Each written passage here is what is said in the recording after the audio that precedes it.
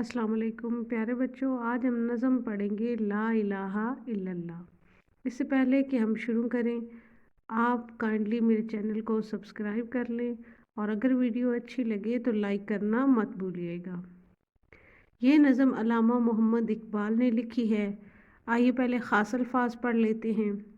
मता, पैबंद, जनारी, तैग, फसले गुल, आस्तीन, हुक्म आज़ां, खुदी। एक दफ़ा फिर मेरे साथ दोहरा लें।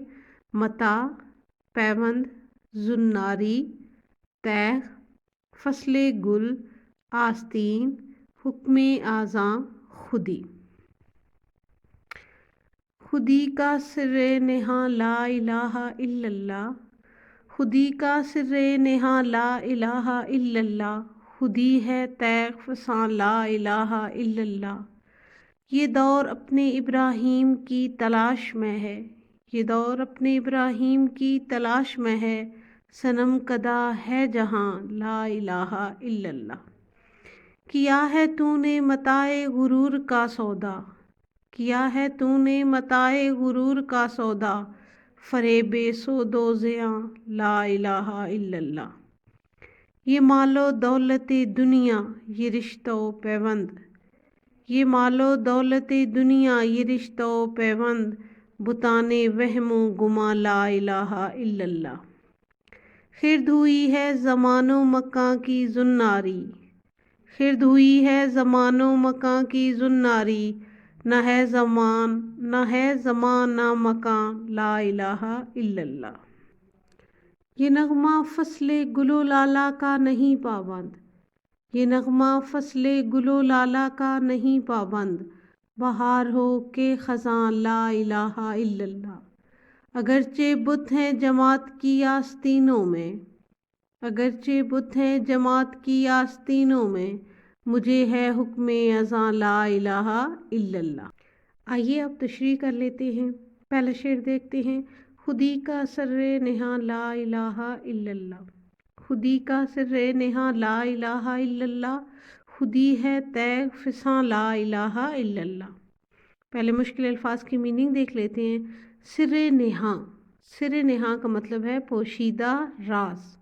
और दूसरे मिसरे में देखें तैग, तैग मीन तलवार।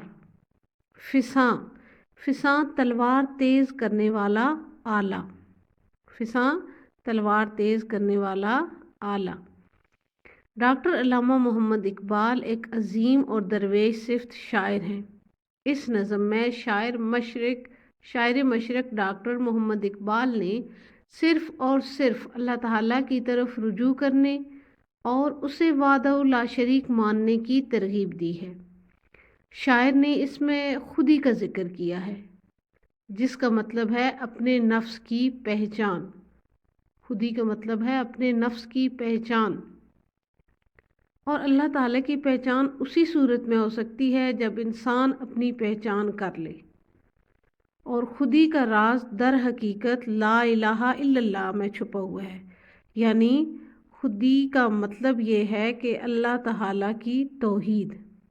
और खुदी एक ऐसी तेज़ तलवार है कि जब तक इसके साथ एक अल्लाह के अलावा बाकी तमाम महबूदों को जिनके साथ तूने अपनी ख्वाहिशात और उम्मीदें वाबस्ता की हुई हैं काट ना डाले, अपने मकसद में कभी कामयाब नहीं हो सकता। इसलिए खुदी इख्तियार कर। खुदी एक तेज़ तलवार है और तेज़ तलवार है और तलवार तेज़ करने का सामान भी। दूसरा शेर देख लेते हैं। ये दौर अपने इब्राहीम की तलाश में है, ये दौर अपने इब्राहीम की तलाश में है, सनम कदा है जहाँ ला इलाहा इल्लल्लाह। दूसरे मिसरे में देखिए सनम कदा, सनम कदा का मतलब है बुतखाना। शायर कहता है कि आज का इंसान मुकम्मल तौर पर मादा परस्त इंसान बन चुका है। आज फिर इब्राहीम अलैहिस्सलाम वाला जज्बा पैदा करने की ज़रूरत है, क्योंकि सारी दुनिया एक बुतखाने की शक्ल इख्तियार कर चुकी है। इस शेर में अल्लामा इकबाल ने हज़रत इब्राहीम अलैहिस्सलाम के जलीलुल क़द्र पैगंबर की بہت اعلیٰ تلمی استعمال کی ہے۔ آپ بتانا یہ چاہتے ہیں کہ جب ابراہیم علیہ السلام نے ہوش سنبھالا تو ہر طرف شرک ہی شرک تھا۔ نمرود بادشاہ خدا بن کے بیٹھا ہوا تھا۔ ایک خاص بت خانہ تھا جس میں جا کر لوگ بتوں کے سامنے عبادتیں کرتے تھے۔ خود ابراہیم علیہ السلام کے اپنے گھر میں بت تراشے جاتے تھے اور ابراہیم علیہ السلام کو انہیں فروخت کرنے پر مجبور کیا جاتا تھا، مگر ابراہیم علیہ السلام نے اکیلے اعلان حق کیا۔ آپ نمرود کی مخالفت، قوم کی مخالفت، حتیٰ کہ گھر والوں کی مخالفت کے باوجود اللہ کی توحید بیان کرتے رہے۔ اس مشن سے ہٹانے کے لیے آپ کو آگ میں پھینک دیا گیا، مگر آپ اللہ تعالیٰ کی توحید کا پرچار کرنے سے باز نہ آئے۔ کاش آج بھی ہم ابراہیم علیہ السلام کی پیروی کرتے ہوئے ہر قسم کی مخالفت کی پرواہ کیے بغیر اللہ تعالیٰ کی توحید کا پرچار کریں۔ شعر نمبر 3 دیکھ لیتے ہیں۔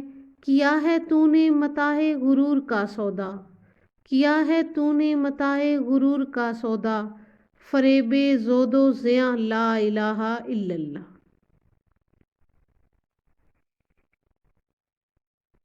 پہلے مشکل الفاظ کے میننگ دیکھ لیتے ہیں۔ متاع غرور، متاع کا میننگ ہوتا ہے دولت، متاع دولت۔ سودا، سودا مین کاروبار۔ فریب دھوکہ۔ سود و زیاں نفع و نقصان۔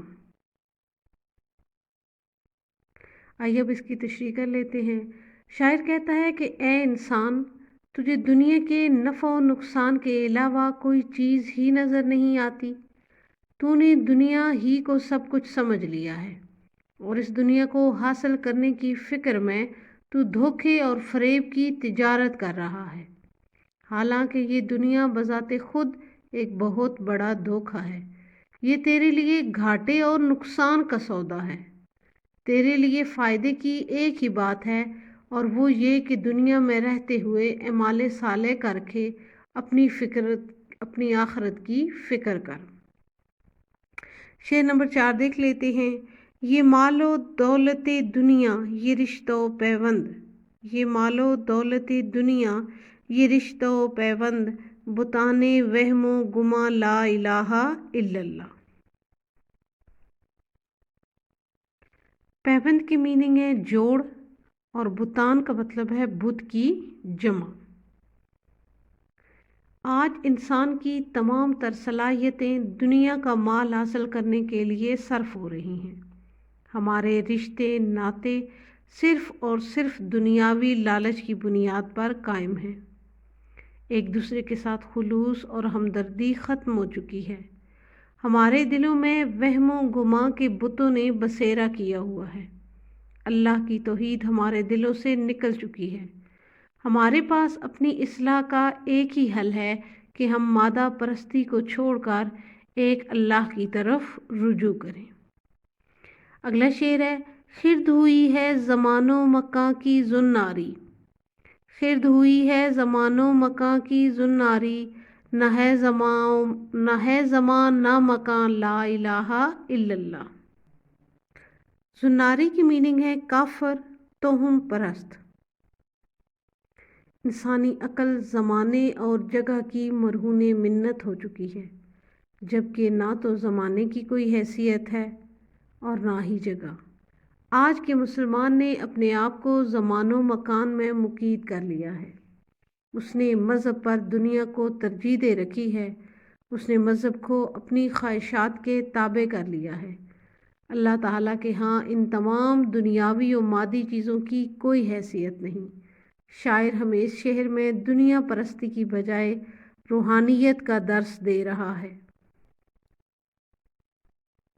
شعر نمبر 6 ہے۔ یہ نغمہ فصل گل و لالہ کا نہیں پابند، یہ نغمہ فصل گل و لالہ کا نہیں پابند، بہار ہو کہ خزاں لا الہ الا اللہ۔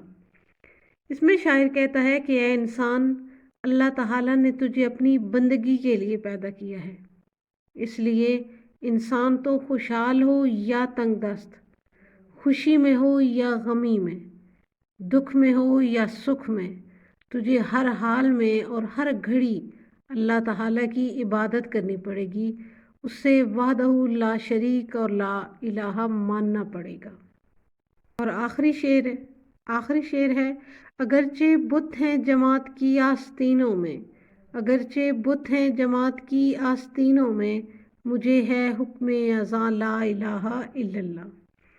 اس شعر میں علامہ محمد اقبال کہتے ہیں، اے مسلمان، حالات جتنے خراب ہوں، تجھے ہر حال میں توحید کا اعلان کرنا ہی پڑے گا۔ رسول کریم صلی اللہ علیہ وآلہ وسلم نے جب اعلان نبوت کیا تو دنیا کے کسی کونے میں بھی اللہ تعالیٰ کی عبادت کرنے والا کوئی شخص موجود نہ تھا۔ آپ صلی اللہ علیہ وآلہ وسلم نے اذیتیں اور مشکلات برداشت کیں، مگر کلمہ توحید کا پرچار جاری رکھا اور کلمہ حق کہنے سے باز نہ آئے۔ شاعر ہمیں یہ درس دے رہا ہے کہ ہمیں ہر حال میں اللہ کی توحید کا پیغام دوسروں تک پہنچانا ہوگا۔